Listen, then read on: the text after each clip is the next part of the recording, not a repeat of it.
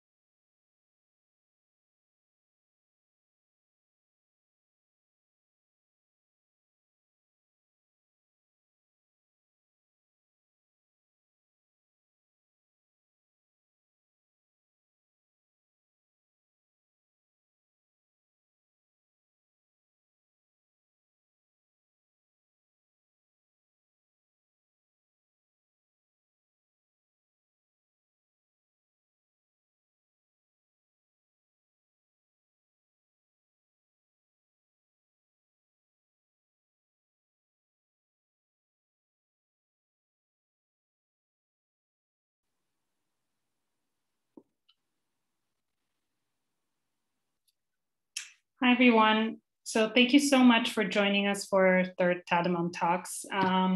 Once again, thank you to all of you who have taken the time to join us. We're really excited to have you. But before we begin, just to let you know, we're recording this session and it's currently being streamed on Facebook. So feel free to share with your community there as well.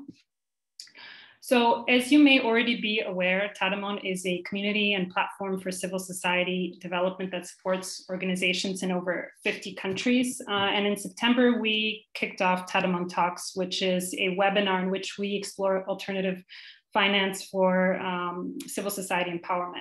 And it's a space for us to exchange insights and learnings on crowdfunding and how we can do it better. But of course, it's also much more than just about crowdfunding.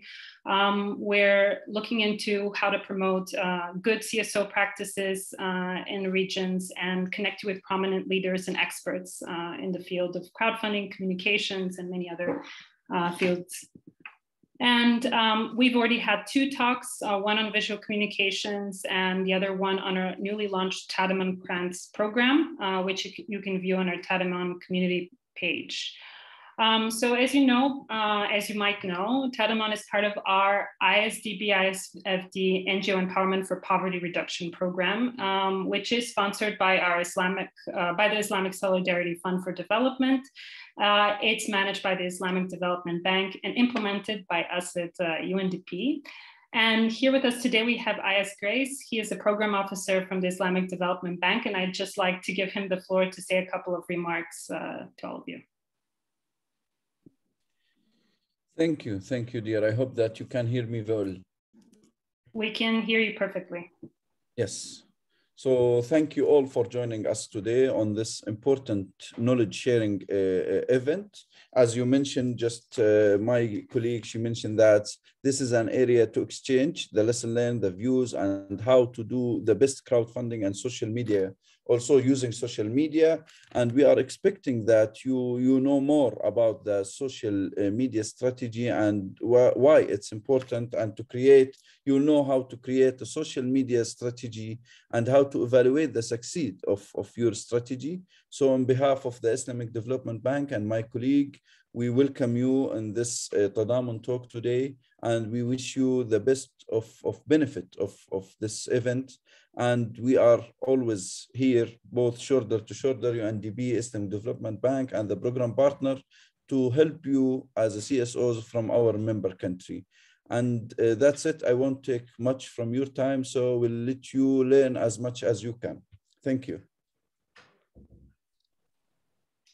Thank you so much, AS. To not keep you waiting any longer, today's session is led by our wonderful partners at Lightful, which is a tech for good company that works with charities and for purpose-led enterprises, anyone really who's dealing with some of the world's biggest challenges, and they help them to amplify their digital impact. So with us today, our two speakers are Pamulo Banda, he's a relationship manager at Lightful, and Roisin McGovern, a digital fundraising expert, and they're going to walk you through what it means to be a social media wizard. So the floor is yours, Lightful. Brilliant. Thank you, Svetla. Hopefully everybody can hear me and see my face as well. Fantastic. Brilliant. Yeah, thank you very much for that introduction. We're really excited to be here today. And it was very interesting looking at the chat as you all introduced yourselves, to see so many people from so many different regions across the world. So again, thank you very much to Svetla and the rest of the team for having us. We've got a really exciting session planned for you today.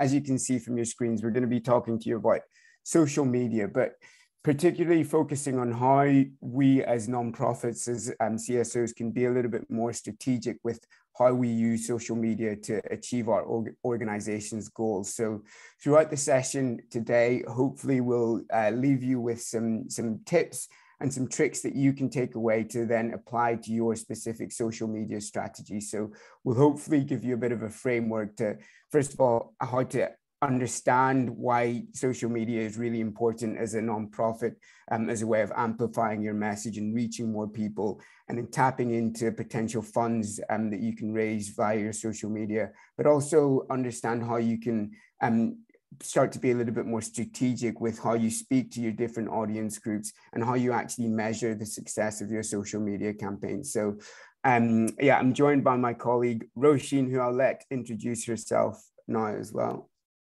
Thanks, Pamulo. And hi, everyone. It's really great to be online with you all this morning. So yeah, my name is Roisin, and I work alongside Pamulo and the rest of our team as a digital fundraising coach. So my background I've always worked in the nonprofit sector in various fundraising and communication roles.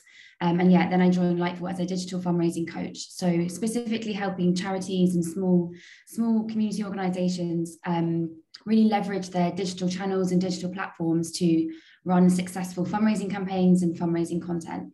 I'm really excited today to talk to you all about social media and how that can help you raise funds and increase your reach online.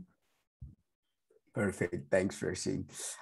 So if we jump forward to the next slide, then thanks, Roisin. Here's what we'll be talking about today. I always like to start off our presentations looking at some learning objectives, just so to begin with, it's really, really clear what we're hoping you'll be able to take out of the session, and we can revisit some of those learning objectives at the end of the session, just to make sure that we've covered everything that we promised that we would cover.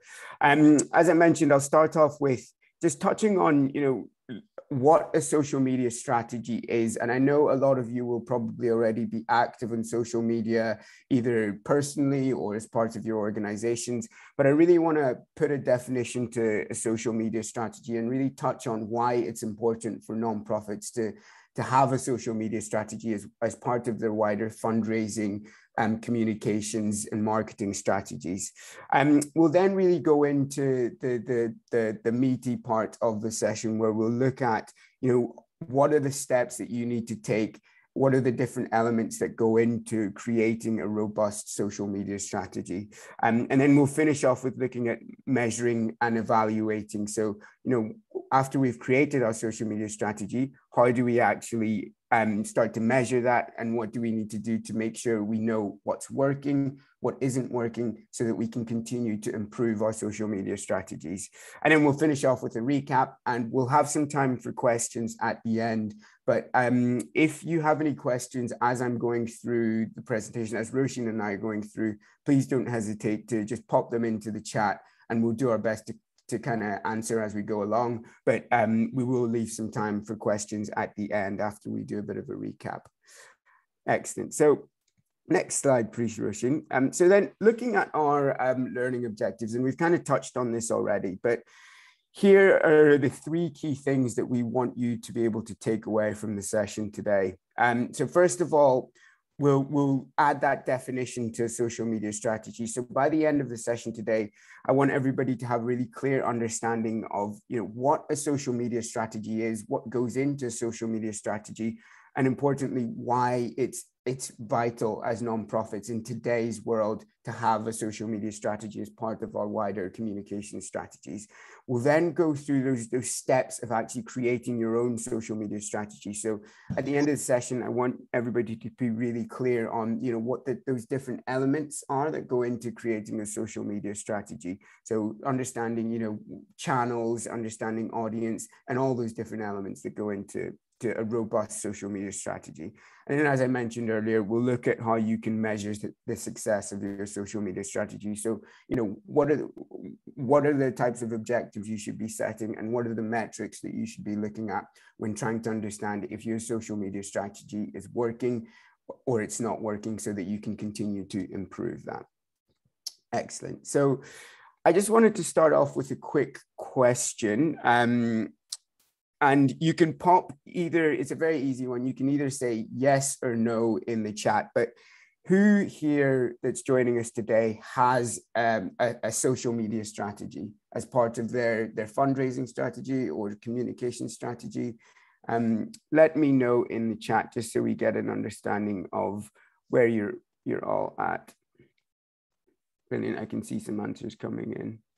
So again, who has a social media strategy for their organizations? Excellent. And it's not a problem if you don't.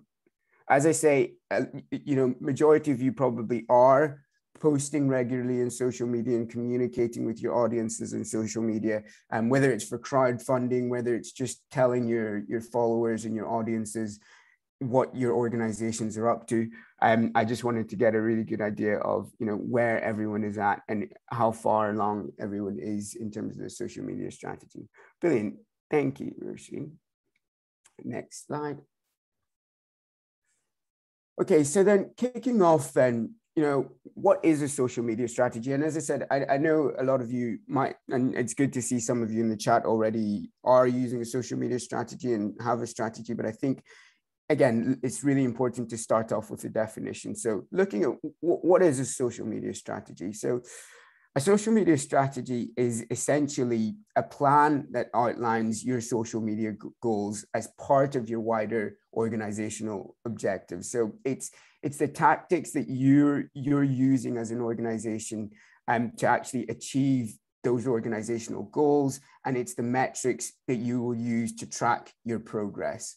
Your social media strategy should always list, your existing and planned social media channels. So whether you're using Facebook, whether you're using Instagram, whether you're using Twitter, whichever channels you're using, your social media strategy should lay those channels out, and along with specific goals for each of those channels and each of those platforms that you're active on. And these goals, as I said, should always align with your wider organizational objectives. So if your organizational objectives are around fundraising and crowdfunding, if they're around increasing your audience size, your social media strategy should fit into that. And your social media strategy is essentially a plan for how you're going to use social media to achieve that goal.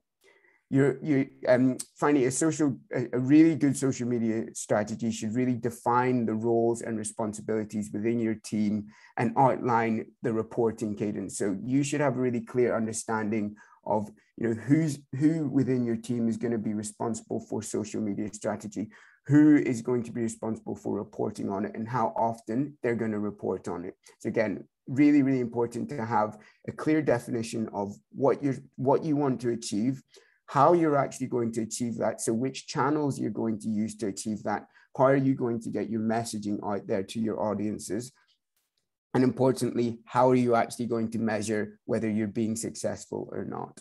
And then if we jump into the next slide, why is it important for us to have a social media strategy? Well, in today's world, as I mentioned, there are just under 4 billion social media users across the world.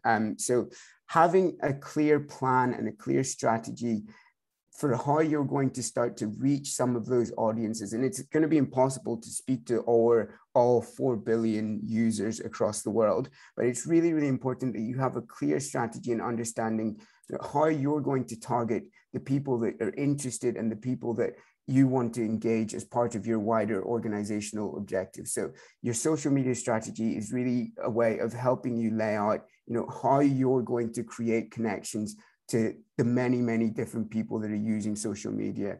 And it gives you an opportunity to summarize, you know, everything that you're planning to do and that you hope to achieve in social media. So it allows you to be a little bit more organized with what you're doing on social media, so that you're not just posting as and when, and it's not just sporadic.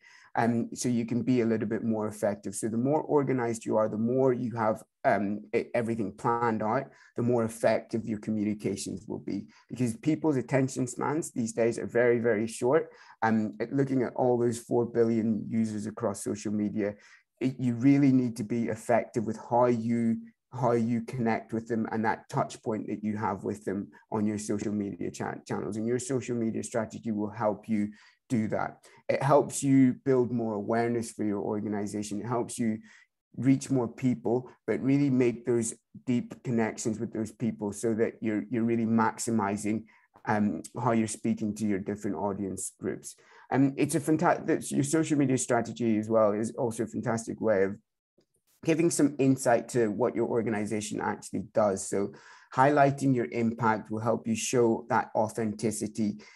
It'll help you again bring people closer to the work that you're doing, so that, you know, if your end goal is fundraising through social media, the more consistent you are, the more authentic you are across your social media channels, the more likely people will be to donate and to contribute to your organization's cause. So again, having that social media strategy helps you be more authentic, helps you increase that consistency, so that your Facebook, your Twitter, your Instagram, your LinkedIn, your different social media strategies are all aligned and all are saying the same things and saying the same messages to your different audience groups. And again, that helps you start to build trust. So the more authentic and consistent you are, the more you can build trust with your audience groups. Because again, if you're thinking about fundraising as your end goal, it's really, really important that people trust you as an organization. People don't want to donate to organizations that they don't feel connected to, but importantly, that they don't trust. They want to trust that when they contribute, that donation will have an impact. So having a consistent and robust social media strategy will help you build that trust with your audience groups over time.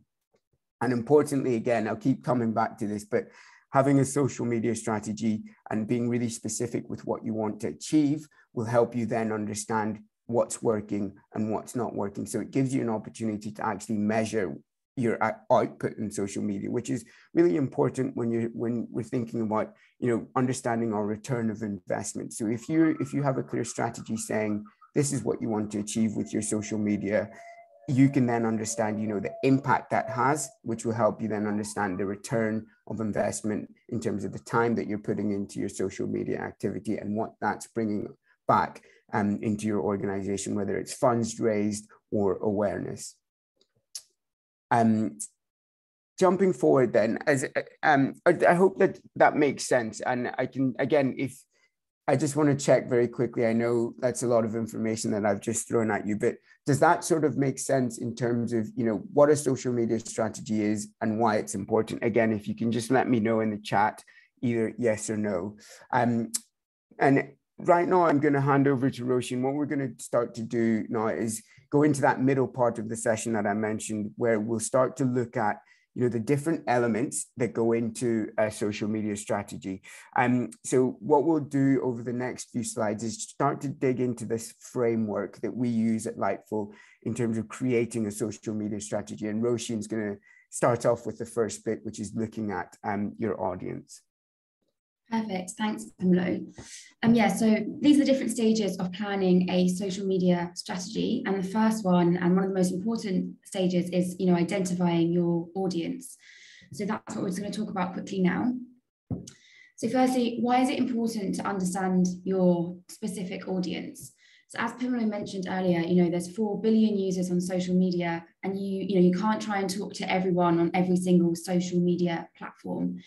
The people that you need to be speaking to are the people that really matter to your organization and to your community.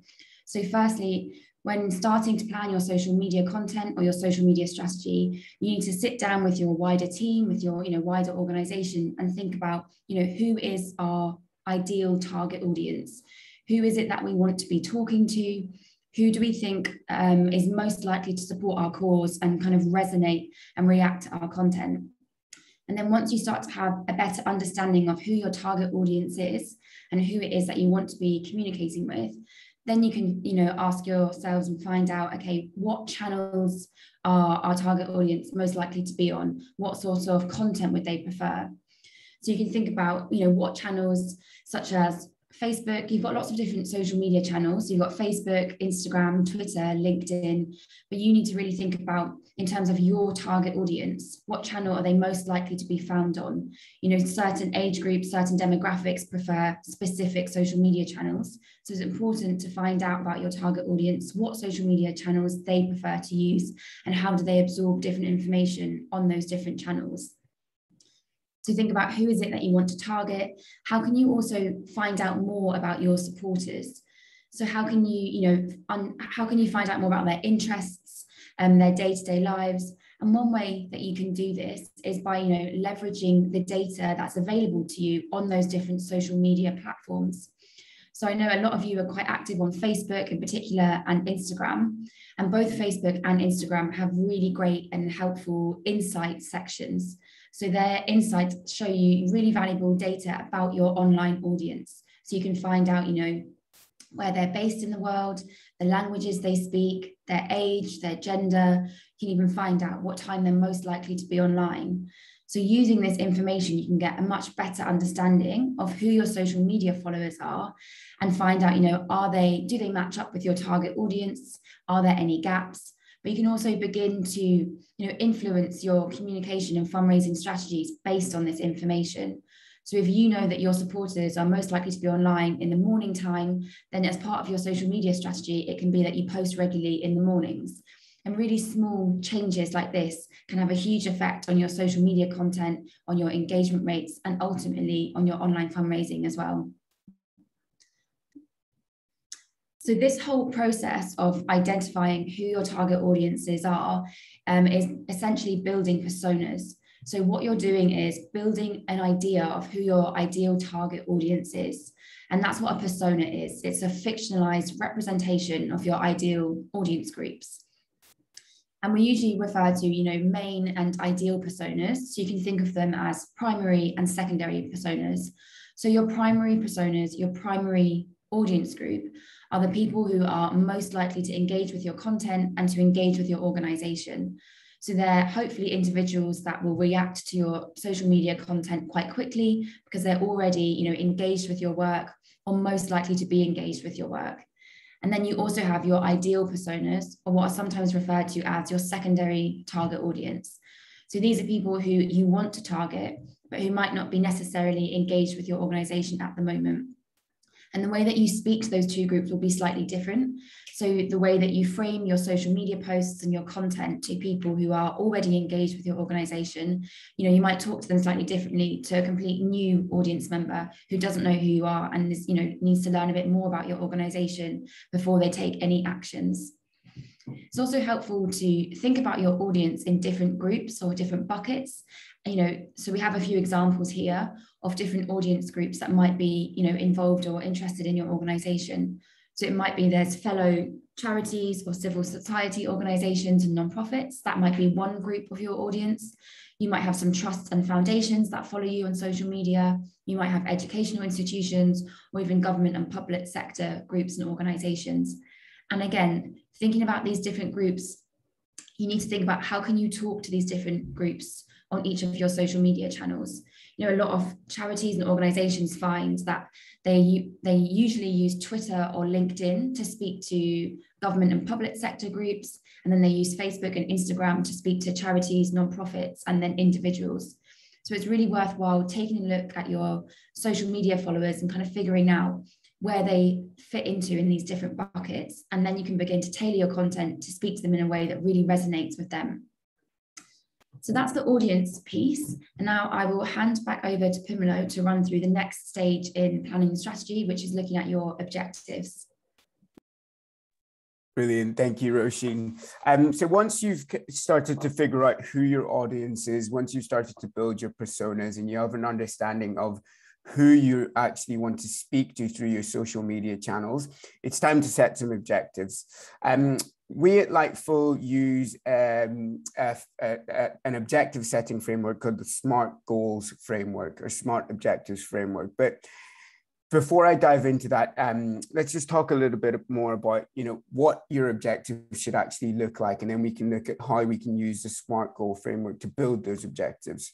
So your objectives, as I said earlier, should always be aligned with your nonprofit's overall objectives. So again, looking at, whether you want to use your social media for fundraising, your social media objectives should be directly linked to that wider objective. If your organizational goal is to grow in a certain area or to publicize a specific program, then that should be reflected in your social media objectives. And that will influence the type of messaging, the type of content, the type of even the channels that you actually use. So again, your objectives should really lay out, what you want to achieve. Your objectives should also lay out how you're going to achieve that. So sometimes we see a lot of organizations just say, we want to use our social media to increase the awareness of the work that we do. Yes, that is, that does say what you want to achieve, but it's missing out that second point, which is how you will achieve that. So it's really, really important for your objective to also lay out how you plan to achieve that. And then lastly, your objectives should also lay out, how you're actually going to make them actionable. So think about once you've laid out that end goal, you've laid out the plan to actually getting to that end goal. It's really important to then lay out the steps and the actions that you're going to take to get to that end goal. And as I mentioned, a really good way of doing that is by using the SMART Goals framework. And again, it'd be fantastic to hear a little bit more about who here has used the SMART Goals framework. Has anybody heard or seen this SMART Goals framework before? And again, just let me know either yes or no in the chat. And again, don't worry if you haven't, because we can take you through it. So this SMART Goals framework, again, is just a really good way of actually making sure that our objectives are a little bit more achievable, a little bit more actionable. It really helps you be more specific with what you want to achieve as an organization, specifically through your social media. So starting off with the S, your objectives need to be really, really specific. So that example that I shared earlier, it's not enough to just say, we want to increase our awareness. Let's be really, really specific. What does awareness mean for our organization? Does it mean increasing the number of social media followers? Does it mean increasing the number of people on our email list? it's really, really important to be really specific with what you're actually trying to achieve. Importantly as well, you need to make sure that your goals are measurable, which is the M. So once you've laid out that specific goal, how are you actually going to measure it? How are you going to understand whether you're getting close to that goal, or you're actually close to achieving that goal? So it's important that your goals are always measurable. And then your goals should be achievable. Yes, your goals should always be ambitious. So I sometimes swap out that A for ambitious, but your goals should be ambitious, but they should always be achievable. So look at what you've done in the past. So again, an example of crowdfunding, look at what you've raised through crowdfunding in the past, or look at what you've done through your social media activity in the past, and make sure that your goals aren't, too far and too stretched. Make sure that they're achievable, because you don't want to set yourselves unachievable objectives so that you're always failing. It's really, really important to make sure that your goals are realistic and achievable.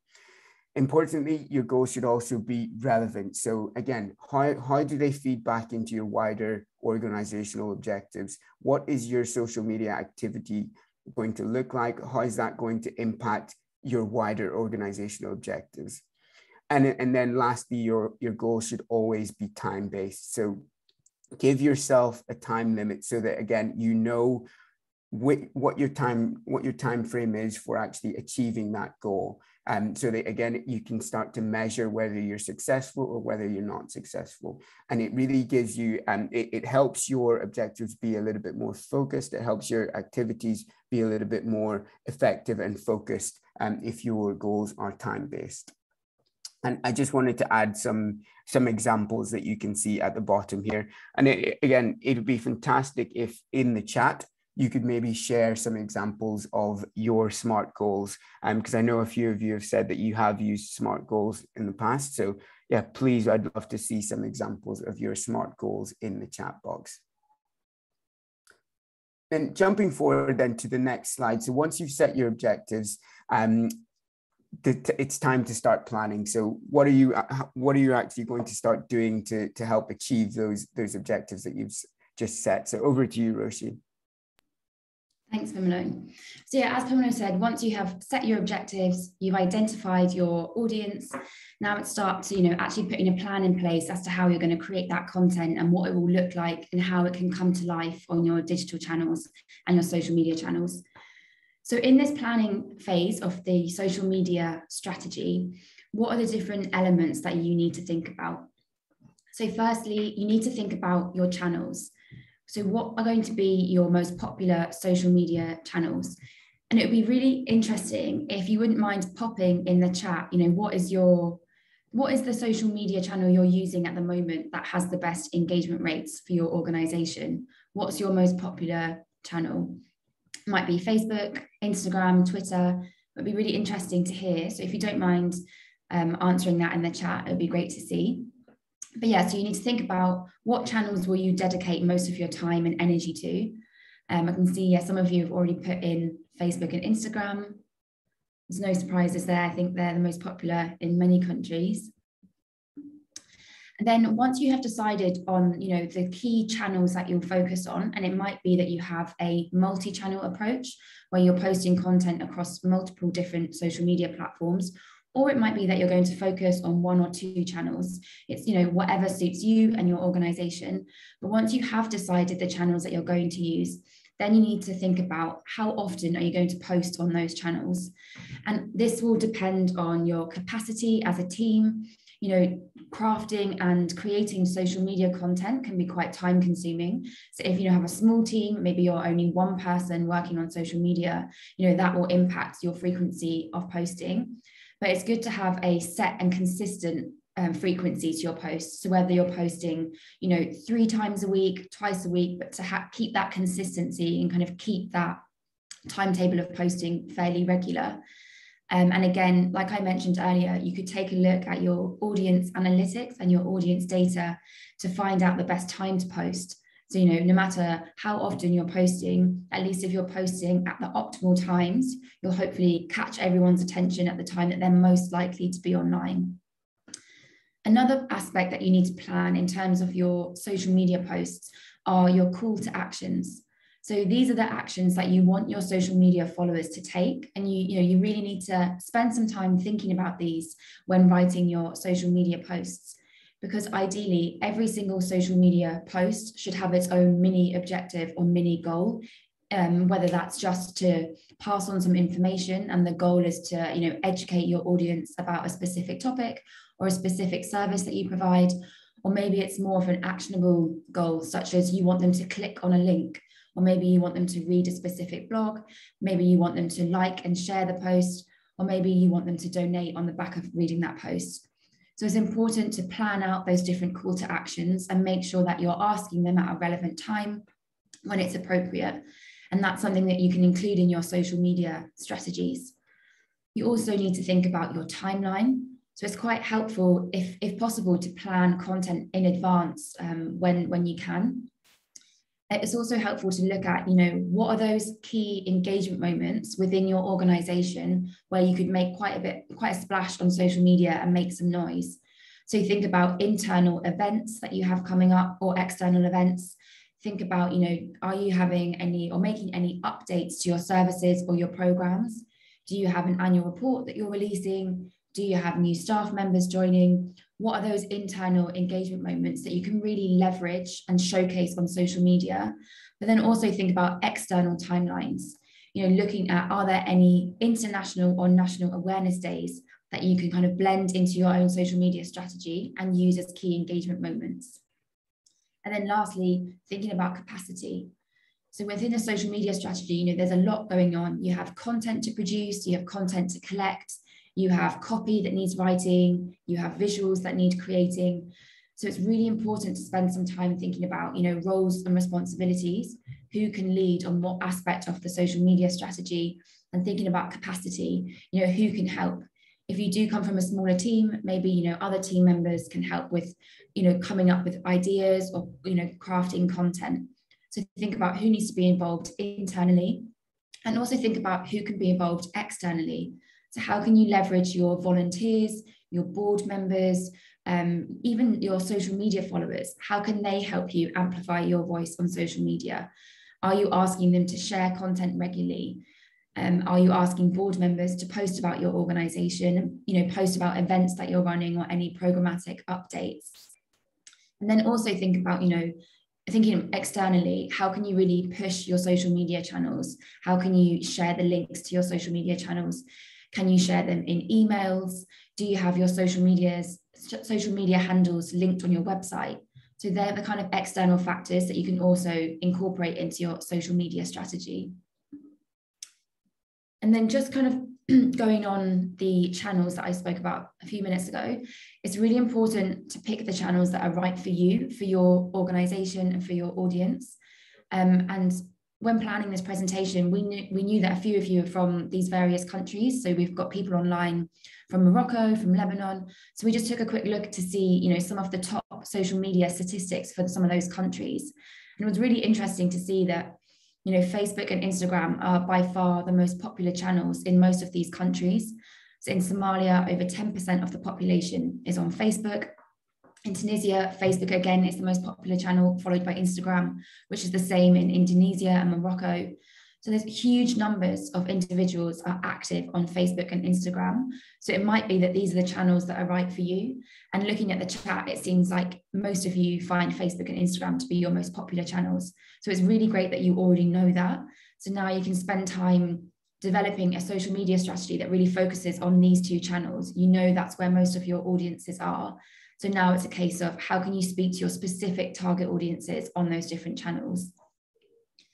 So that will be kind of like the first step in the planning. And then you get into the more exciting stage of your strategy, which is actually creating the content, which I always find is the really fun part of the strategy. And I'll hand over to Pumlo to talk about this section. Thanks, Roisin. And you're right. I think most people do find this to be the most fun stage, is actually starting to put together that content and those stories that will start to reach those personas and those different audience members through those channels that you use. And when we think about planning our content, if you jump forward to the next slide, We like to think of it as storytelling.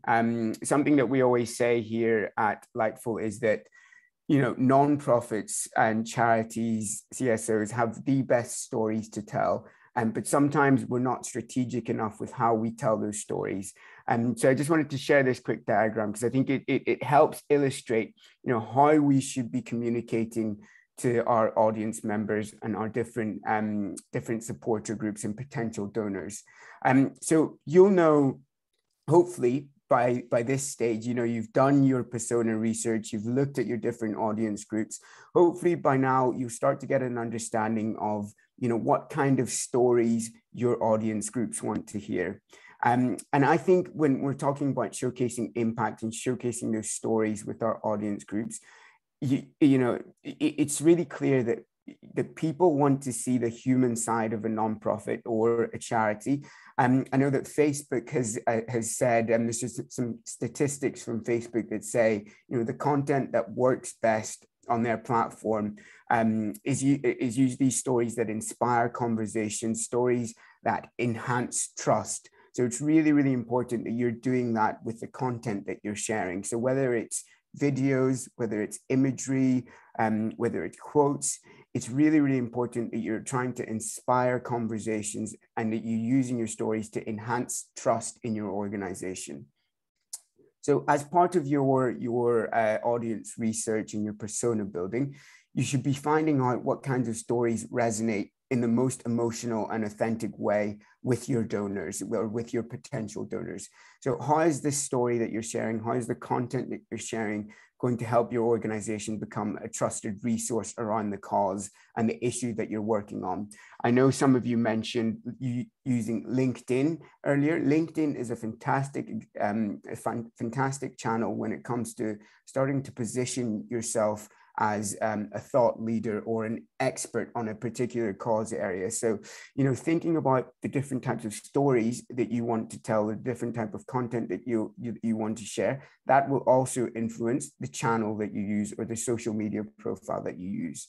You know, and it's really, really important to understand what's happening in the lives of our potential donors or those personas, or as Roisin shared earlier. So, you know, the more you understand that people are hit with so much information from all different sides, it's really hard for them to know what to listen to and who to trust. And the more that you can position yourself as an organization, as an organization that's helping, you know, solve some of the world's biggest problems, but also that's doing it in a way that's authentic and that's trustworthy, the more people will start to resonate with your messages. So your online supporters, you know, the people that currently follow you are with you for a reason. So, you know, it's likely that they care about your organization and that they want to know more about the way that you make a difference in the world and the way that you make the world a better place. So it's important to share those empowering stories and to keep showcasing that impact. It's also really, really important to align your social media storytelling with those personas that we built earlier in a strategic way. So thinking about, you know, how are you going to actually use your content to create that deeper relationship and to build more of a more dynamic community with your supporters and your organization. So again, this is a really good framework, and this is a really good image that illustrates, you know, how we should be thinking about what we're trying to say to our audience members as an organization, and what's happening with our audience members that we should be aware of. And then jumping through to the next slide. Again, when we're talking about fundraising, our fundraising content usually fits into, you know, 3 types of stories. And this is quite general. It might be that you use different types of stories, but we find, you know, these 3 types of stories tend to work really well in terms of deepening that emotional connection with your organization and building that trust, so that when you ask people to contribute, they're more likely to do that. So again, you've probably already got a lot of stories kind of swirling around your organization, but what you need to try and do is capture them and spin them it for your social media, so that you're showing different sides of your organization to your audience members. The first example that you can see on your page is a really simple story, which most of you already use, but it's about showcasing the story of the people that you serve as an organization. So how have you actually been helping people? How has your organization transformed their lives? And you can see an example there from an organization called Wheels for Wellbeing. It's a really, really good example because you with that picture, you can start to see, who who you're working with as an organization, who the people that you're actually benefiting, that are benefiting from your organization's work, but importantly, what you're doing. So, this organization, Wheels for Wellbeing, is around providing, it's all about providing bicycles, and you can see that they've done that for a very happy beneficiary of their organization. So that image is really, really powerful because it's a clear example of how that organization is benefiting their beneficiaries. And the second example, again, from Wheels for Wellbeing, is a behind the scenes story. So I mentioned earlier how important it is to use our social media to help build trust. Showing behind the scenes stories gives people an inside glimpse into the inner workings of your organization. And it's a really powerful way of saying, we're not just a faceless institute, we're actually people carrying out this work for our beneficiaries or our constituents or our clients. So it's a fantastic way of showing, that you're a living, breathing organism that actually works to deliver that impact. So people want to see that they're communicating with people, not just a blank organization. And showing a behind the scenes story is a fantastic way of doing that, which, again, as I mentioned, helps build that all important trust with your organization. So that, again, when people, if people trust you, if people trust that you're doing good work and actually delivering impact, it makes them more likely to donate. And then lastly is a personal passion story. So think about how you can actually start to take your current donor base and help them amplify your message and the impact that you do. So how can you use messages from your current donors to really showcase why people donate to you? That'll help people relate to their peers, so they'll start to build an understanding of, okay, that person donated to this organization, maybe I should donate to this organization because my peers understand that they're doing good work as well. So it's really important to use those types of stories and to start to build a bit of a community within your donor base and within your audience groups. And then jumping forward to the next slide very quickly. I won't go into too much detail on this slide at the minute, but I just wanted to very quickly show you, what you should be thinking about when you're actually communicating or when you're putting your content together. So across your social media, you will have different stages or different types of engagement from different people. And so it's really important to think about how you can use your content on your social media to take people through a journey where they'll eventually donate. So, people aren't just going to donate the first time you ask them. So it's important to think of what you can do at each stage of this journey to make them slightly more connected to your organization. So, looking at stage one, awareness. These are people that maybe just know a little bit about your organization. They're not that engaged. They haven't taken any actions. What are the types of stories that you need to tell those people to get them a little bit more engaged? And then stage two, once they've started to engage, once they've maybe liked a post, once they've commented on a post, what do you need to get? What do you need to say to them? What do you need to share with them so that they're now actually starting to consider contributing or consider getting involved with your organization? So again, once they're at that consider stage, that's the perfect time to put in that ask. So it's really, really important to understand when you're going to ask your followers on social media to actually contribute. It's really important that you just don't use your social media for constantly asking for donations. You need to build the awareness up. You need to build the engagement up before that people actually consider giving to you, so that when You ask them to donate, they have a really good understanding of what your organization does, what the impact your organization has, so that they understand the impact their donation will have, which will make them more likely to donate. And then lastly, once you've asked people to donate, don't just leave it there. It's important to thank them, but think about how you can start to use your donors to help amplify your message. So, people have shown that they're really engaged. They've actually contributed. So what's the next step? How do you get those donors to become your advocates? And you should be thinking about the type of content that you will share to your different audience members at each stage of this journey. And then last part of our framework, I'll hand back over to Roisin to talk about measuring success. Thanks, Pamela. So yeah, last but not least is measuring your success on social media.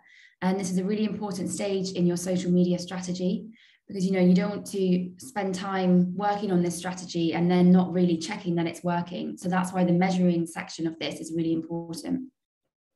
And I know sometimes thinking about measuring your success on social media can be quite overwhelming, knowing, what data to look at, what's a good place to start, how can you even begin to track whether you're reaching your goals.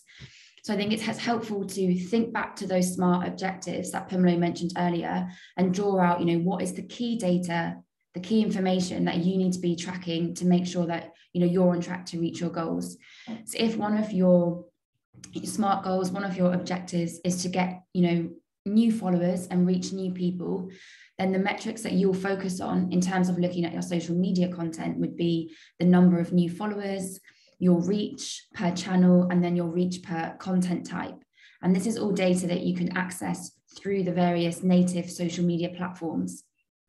If one of your objectives was to increase engagement, so you want your online audiences to interact more with your content, then you want to be measuring the number of likes, comments, mentions, and shares. It might be that one of your goals is to increase traffic. And so that it might be traffic to your website, traffic to your blog, traffic to your donation page. And for this, the metrics that you would track would be, clicks, how many people are clicking through to those different web pages. And then also the type of content that's really helping inspire those clicks. Is it video content? Is it images? Is it infographics? So looking at the type of content that, as I said, is inspiring those actions. And of course, if one of your objectives is donations, then one way to track that is to the number of donations, also the number of new donors and existing donors. You can look at conversion rates and then the number of donations per channel. So you might find that people are much more likely to donate through Facebook than they are through, LinkedIn or Twitter. So it's really interesting to get into that data and find out what's working for your different audience groups and for your different channels. And then in terms of reporting, how regularly should you be reporting? I think it's a really good idea to always monitor your social media channels. So whoever's leading on your social media content and whoever is admin of those pages and has access to them, it's really great for them to keep an eye on your channels on a daily basis and weekly basis, just to check how your content is doing, to see if there's anything surprising that's happened. But in terms of specifically reporting and pulling the data, I think it's a great idea to do this monthly if you can. So then you have your kind of key data and key metrics month by month. And that way you can track across the year any spikes in engagement, any dips, and you'll begin to notice quite obvious patterns throughout the year. So if you have internal events that take place, or maybe external events such as international awareness days, global conferences, global movements, you'll begin to notice that these external factors have a huge impact on your engagement rates and on you reaching your objectives. Similar with your internal events. If you run an event, if you launch a report, if you change an aspect of your programs or new staff members, again, you'll hopefully see that this reflects in your social media analytics and you'll see spikes and dips. And once you kind of have this yearly reporting, you'll be able to better strategize for the following year, because you will know, okay, when we have international awareness days, we know that we're going to see a big increase to our website or a big increase to our social media channels, or we know that the end of the year is quite an important time for online fundraising. So we can expect to devote some time to our online fundraising then. So that's why measuring your success throughout the year and quite regularly and consistently will really help you with your future strategies and help increase your overall engagements and really ensure that you're on track to reach your goals. And I also think that by tracking your progress quite regularly, you can see, you know, if you're struggling to reach a certain goal, you can stop and, you know, kind of think, why are we struggling to reach this goal? How can we adapt our content? How can we make a change to our strategy so that by the end of the year, we do actually reach our goal? So it's really important to do that regular reporting when you can. And now I'll hand back over to Pamela for our key takeaways from this session. Brilliant. Thank you, Roisin. And I know I'm conscious of time. I want to leave some time for you to ask some questions. So I'll just fly through these key takeaways. The first one of those being, you know, I shared some of those numbers in terms of how many people across the world are using social media. So, you know, social media is it's a fantastic way of getting your messages out there. It's a fantastic way of building that online presence, building that trust. And it's think of it as a channel or a bridge in which you can showcase your impact with more people, so that more people are seeing the fantastic work that you do, and therefore more people are likely to engage with that work, whether it's through donating, whether it's through volunteering, whether it's through amplifying that message themselves. So social media just gives you the channel to do that. It's really, really important to start off by understanding your audience. If you don't know who you're targeting and who you need to be talking to, you don't know what you need to be saying, and you don't know which channels to use. You don't know what type of messages you should be using. So it's really vital that you start off by understanding who your audience is and what you want to say to them. And then once you've understood your audience, you know, create specific content for your audience. So it's really important that you're speaking to people about, you know, what resonates with them. You know, again, going back to that storytelling, think about that impact storytelling. How are you going to use the content to connect with that specific audience member? How are you going to use your content to be personal with them, to build trust with that specific audience member? So it's really important to shape your content for your specific audience groups. And importantly, planning. So the more strategic you can be with your social media, the more you can schedule in advance, the more likely it is that you'll be effective. So the more time you can spend in understanding, you know, what your objectives are, which channels you're going to use, setting out your timeline, the more effective your social media will be. And it will give you time to then measure, you know, what's working, what's not working, using some of those metrics that Roisin has just shared. And then I think, you know, sometimes we forget to actually be social on social media. It's a weird thing, because we end up sometimes as organizations just constantly putting messages out there. So it's really, really important to make sure that you're actually speaking and feeding back to your audience group. So when people are, you know, replying to your comments, when people are sharing content with you, make sure that you interact with your audience, because where social media works really well is when it's interactive, when you're creating those conversations, because that'll help you, again, naturally, organically amplify the impact of the work that you do. And if you start to think about your social media as a platform to build a community, and the only way to do that is actually by being social. And I think lastly, it's really, really important to focus on quality, not quantity, when it comes to using your social media to increase your awareness or to increase your fundraising. So think about how you can deepen engagement. So don't just think of, you know, the number of people that are seeing your content in social media or the number of followers, but how many of those people are actually engaging? How many of those people are actually taking an action? So it's really, really important to focus on the quality and not the quantity when it comes to your social media. And that's all we had to share. Sorry for rushing through the last few slides. We had just before we wrapped up and we opened up to the Q&A, we had just a couple of questions that we wanted to share with you to get an idea of, you know, how you find the session, whether you find it useful or not, but also just to kind of capture your feedback. So I'll just very quickly launch our poll, which you should be able to see.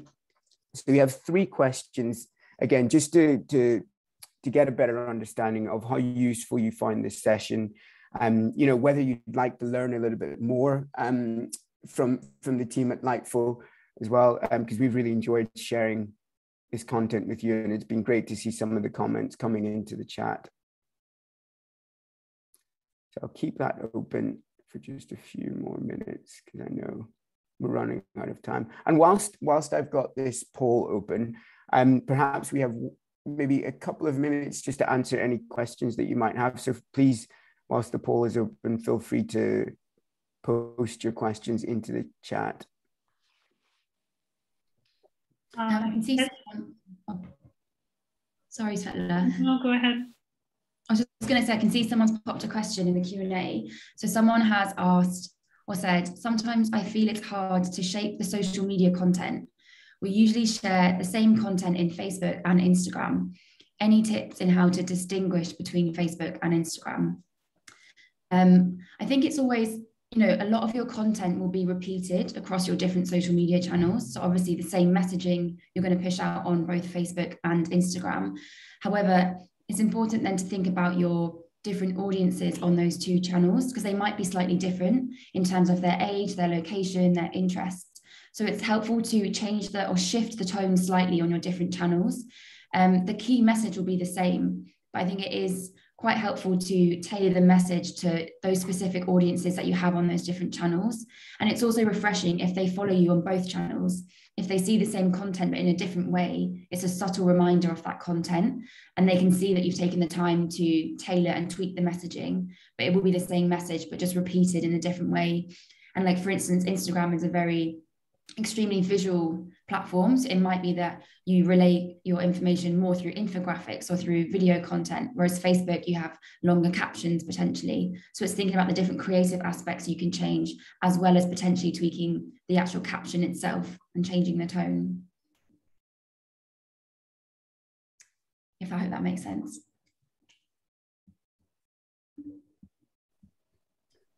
Excellent, thanks, Roisin. I think we have another question in the chat. What would your tips be to inspire followers to take actions like donating, which is a very strong ask, to liking and sharing? That's a really good question. And I think it comes with, I shared that slide earlier around, showcasing impact and impact storytelling. So when people want to be inspired, you need to understand what inspires them. So think about what's happening in the world of your supporters, of your followers. Think about what you can showcase as an organization. Think about the types of the different type of work that you're doing that will actually inspire them, how that fits into their everyday lives. And I think it's about reversing the order of those actions that you've listed. So, donating is a slightly tougher ask than liking or sharing. So it's about asking people to take smaller actions over time that give you an indication of how engaged they are, so that the more someone likes your post, the more somebody shares your content, the more likely it is that they're going to donate. So I like to think of it as probably about 80% of your content on social media should just be about engaging your audience members. So it shouldn't be about asking them necessarily to take a specific action, but it should be about engaging them. So again, showcasing that impact of the work that you do, really telling them, who your beneficiaries are, who your constituents are, and before actually then dropping that financial ask in there. So it's really, really important to think about, how your messaging, how your content resonates with them, and how that's actually going to inspire them. Thanks so much. I have, because we just touched upon the idea of knowing who our audience is. And I know that myself having worked in NGO communications for a long time, and I know it's a big obstacle for NGOs to know their audience, because there's usually no funding in terms of using marketing tools and focus groups and so forth. What would be the quickest way, really? What's some tips in terms of getting to know the social media audience and getting to know what our followers would like to see? I think that's a good starting point. Like I mentioned in the presentation, and it doesn't have to take too long or go into too much detail, but to start by looking at your native analytics on the different social media channels that you're using. So if, it's Facebook and Instagram seem to be the most popular, spending some time looking at those analytics about your followers and, thinking about what is the key information that will influence your content. Is it, where they're based in the world in terms of, the language that they speak? Is it their gender and age? What are those key demographic data points that will really influence your messaging? So kind of identify those key points and then find out about those. So if okay, on Facebook, the majority of our followers are women aged between 25 and 35. Already that's quite a specific group of individuals that you can speak to, and you can kind of guess or estimate what their interests are, what areas of your work will appeal to them. So I think identifying that key audience data that will help influence your message is probably the best place to start. And the insight sections on Facebook and Instagram are so amazing, and really they've got so much information there, so they're quite they're really helpful to use and quite easy to use as well. Yeah, and then the only thing I would add is once you've done that, as Roisin said, once you've identified, some of those basic data points, so age, gender, that demographic stuff, and once you start to speak to that audience group, remember to look at your metrics, remember to look at what you're measuring. So, if you're speaking to them about a particular subject, are you getting the right engagements? If you're not, then, start to change your messaging slightly. So it's about trying things out, seeing if it's working. If it isn't working, then, change it slightly and then see if that's working. So it's all about, social media is very experimental in terms of you have to try what's going to work for your specific audience group until you hit it and say, actually, we're getting lots of engagement with this. Thank you so much. And thanks, Dua, who just posted in the QA a great idea for our next session, how to craft social media posts and how to craft social media content. What kind of tone and voice to use, all those things are quite important. So thanks for dropping this idea. I think we're going to wrap it up as we're 10 minutes over time. First of all, I'd really like to thank our partners at Lightful. It was a really delightful and insightful presentation. And I can see from the polling that the participants also really enjoyed it. And thank you for everyone who joined us, who took the time from the busy November schedule to join. If you want to hear about our future Tadamon Talks or masterclass that's coming up later today, again with Lightful, please sign up for our newsletter. And you can find out more information about the Tadamon masterclass that will be later today as well.